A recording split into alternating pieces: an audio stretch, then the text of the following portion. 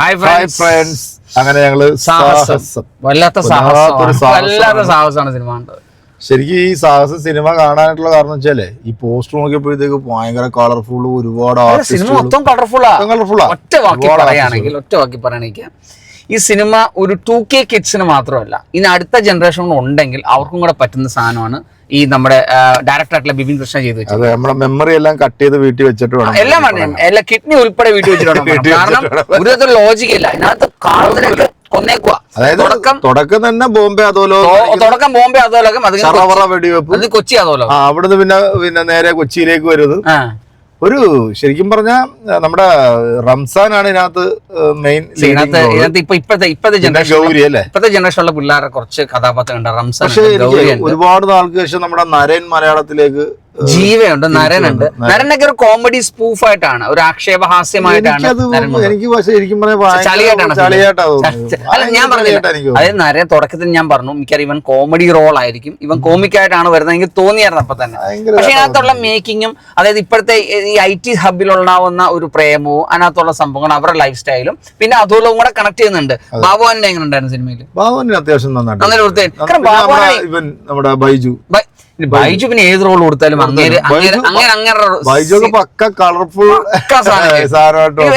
ബാബുവിനെ ചേട്ടൻ അദ്ദേഹവും ഇതിന്റെ മേക്കിംഗ് എന്ന് പറയുമ്പോഴത്തേക്ക് നമ്മൾ ഇങ്ങനെ ഇരുന്ന് ചിന്തിക്കും ഇത് എങ്ങോട്ടൊക്കെയാണ് ഈ സാധനം പോകുന്നതെന്നൊക്കെ നമ്മൾ ആലോചിച്ചു അല്ലെ. അവസാനം ലാസ്റ്റിന്റെ ക്ലൈമാക്സ് പോർഷനിലേക്ക് ശരിക്കും പറഞ്ഞ ഓണത്തിന് ഒരു അവിയല് പരുവത്തിലുള്ള സിനിമ. ഓണത്തിന് വേറെ വലിയ സിനിമ ഉള്ളതുകൊണ്ടാണ് ഇത് ഓണം സിനിമ ആയിട്ടാണ്. കാരണം ഒരു ഓണം സെലിബ്രേഷൻ പാട്ടൊക്കെ ഇതിനകത്ത് കാണിക്കുന്നുണ്ട്. ആ ഒരു പാട്ട് കൊള്ളാം അല്ലെ, ഓണം മൂഡ്. അല്ല, ഞാൻ പാട്ടായിരുന്നു ഈ പാട്ട് ഏറ്റവും കൂടുതൽ വൈറലായത്. സിനിമ കൊമേഴ്ഷ്യലി ഹിറ്റ് ആയിട്ടുള്ള കൊമേഴ്ഷ്യൽ മൂവിയാണ്, പക്ഷെ ഒരു കളർഫുൾ ആയിട്ട് സുന്ദരമായിട്ട് എടുത്തിട്ടുണ്ടെന്ന് എനിക്ക് തോന്നുന്നത്. പിന്നെ അതിനകത്ത് ഓരോ കഥാപാത്രങ്ങളുടെ പേര് പറയുകയാണെങ്കിൽ ഇപ്പൊ നമ്മുടെ ജീവയ്ക്ക് ഒരു നെഗറ്റീവ് ഷെയ്ഡാണ്. പിന്നെ നമ്മുടെ വിധു പ്രതാപിന്റെ ശബരിയുണ്ട്. ശബരിയും ഒരു അന്യ ഒരു കോഴി സാധനമാണ് ചെയ്തിട്ടുണ്ട്. പിന്നെ നമ്മുടെ ഇവനുണ്ട്, നമ്മുടെ ഭരത് ബേബി മാനുവൽ.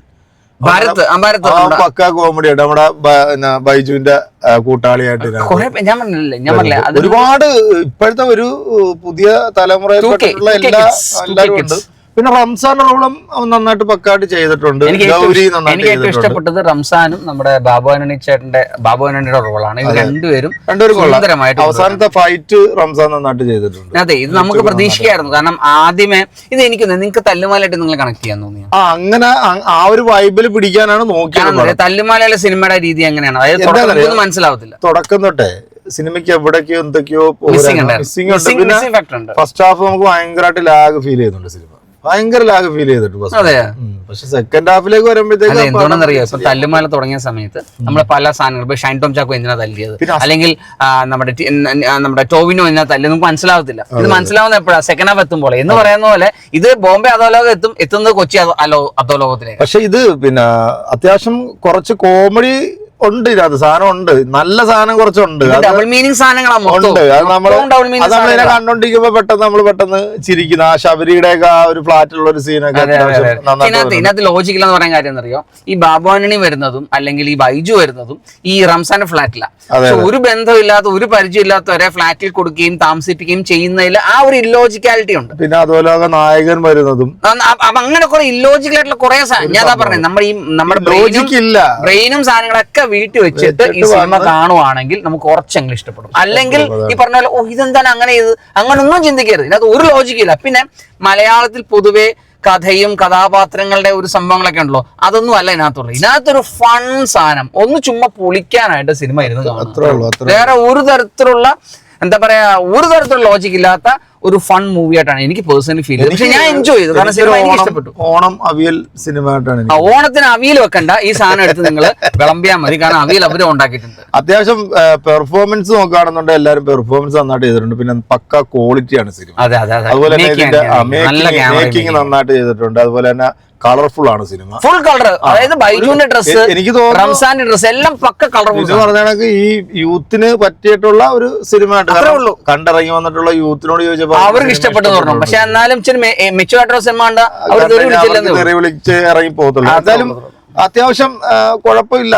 ജസ്റ്റ് ഈ കഴിഞ്ഞ ആഴ്ച ഇറങ്ങിയ സിനിമകളെ വെച്ച് നോക്കുകയാണെന്നുണ്ടെങ്കിൽ ഞാൻ പറഞ്ഞില്ല, നമ്മുടെ ഈ നമ്മുടെ മനസ്സ് എങ്ങനെയാണോ, നമ്മുടെ മാനസികാവസ്ഥ എങ്ങനെയാണോ, മാനസികാവസ്ഥ വെച്ച് വിഷമിച്ചൊക്കെ ആണെങ്കിൽ പടം ഇഷ്ടപ്പെടത്തില്ല. അതല്ല, ഒരു ഫണ്ണായിട്ട് സിനിമ കാണാനാണെങ്കിൽ ചിലപ്പോൾ ഇവിടെ രണ്ടെണ്ണം അടിച്ചിട്ട് കയറുവാണെങ്കിൽ ഇതിലും ഫണ്ണായിരിക്കും.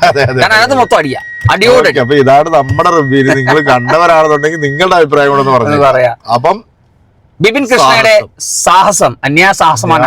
ഞങ്ങളും ആ സാഹസം എടുത്ത് ഞങ്ങളുടെ ജോലിയൊക്കെ മാറ്റി വെച്ചിട്ട് ഈ 2 മണിക്കൂർ സിനിമ കണ്ടു. സാഹസം ഇവിടെ അവസാനിക്കുന്നില്ല. സാഹസം വരുന്നുണ്ട്. അത് അതിസാഹസമായിരിക്കും എന്നാണ് എനിക്ക് തോന്നുന്നത്. ഇത് ആക്ച്വലി റിവ്യൂ ആണോ ഊക്കാണോ എന്ന് എനിക്ക് തോന്നുന്നുണ്ടാവും. പക്ഷെ ഇതാണ് ഞങ്ങളുടെ പേഴ്സണൽ റിവ്യൂ. ഓക്കെ, അപ്പൊ കണ്ടവരാണ് നിങ്ങളുടെ അഭിപ്രായം പറയാം. ബൈ.